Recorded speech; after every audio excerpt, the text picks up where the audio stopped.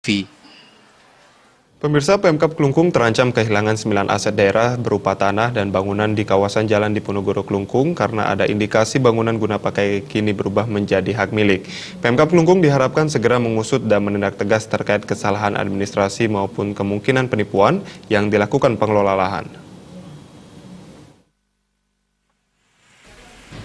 Kasus dugaan hilangnya aset Pemkab Klungkung ini sebenarnya telah menarik perhatian anggota Dewan sesuai fungsinya dalam pengawasan. Akhirnya Pansus Aset Ruko pun dibentuk Desember tahun lalu.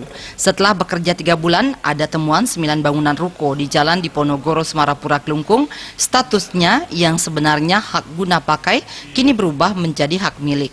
Menyikapi hal ini, anggota DPRD Klungkung Komang Suantara berharap Pemkab Klungkung mengambil tindakan tegas terkait kasus ini, baik kemungkinan kesalahan administrasi maupun tindakan penipuan. Hilangnya aset daerah ini juga berarti mengurangi PAD daerah dan menjadi catatan buruk bagi pemerintah dalam menjaga aset. Hal senada juga diungkapkan Gede Artison Andarawata. Data aset daerah yang dimiliki harus dibuka dan didata karena aset daerah dipergunakan sepenuhnya untuk membantu pembangunan dan meningkatkan kesejahteraan masyarakat, bukan perorangan. Pansus ini kan menelusuri keberadaan ruko yang ada di Ponorogo, bahkan kita sudah ada identifikasi di tempat lain karena bukan sepanjang di Ponorogo saja, bahkan ada di Nakula, Ponorogo, udah gitu Puputan, dan bahkan mungkin ada sampai ke terminal. Jadi kita masih memiliki banyak aset yang belum kita data. Nah, keberadaan pansus ini kan bukan di dalam satu keberadaan bahwa kita ego di dalam lembaga, tetapi ingin mendorong pemerintah daerah untuk melakukan pendataan dan pensertifikatkan. Karena di dalam fungsi DPD itu kan ada 3, ada legislasi, ada pengawasan, dan penganggaran.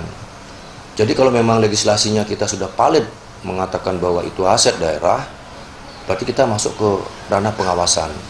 Sebaiknya ditelisik kembali, dibuka kembali dokumen ini. Dari mana munculnya permasalahan dan kenapa bisa dialih asetkan. Jadi hal-hal ini yang seharusnya pemerintah daerah lebih lebih berhati-hati dan lebih dalam menjaga asetnya itu lebih prudent atau lebih rapi dalam menyusun semuanya. Jangan asal aset itu beralih atau aset itu sendiri tidak tertata dengan baik dokumentasinya, sehingga kepemilikan aset oleh pemerintah daerah itu menjadi berkurang, dan fungsi dari aset itu sendiri adalah untuk membangun daerah dan kesejahteraan masyarakat. Jadi fungsi dan bagaimana cara kita menjaga aset ini sangat penting untuk pemerintah daerah Klungkung ke depan.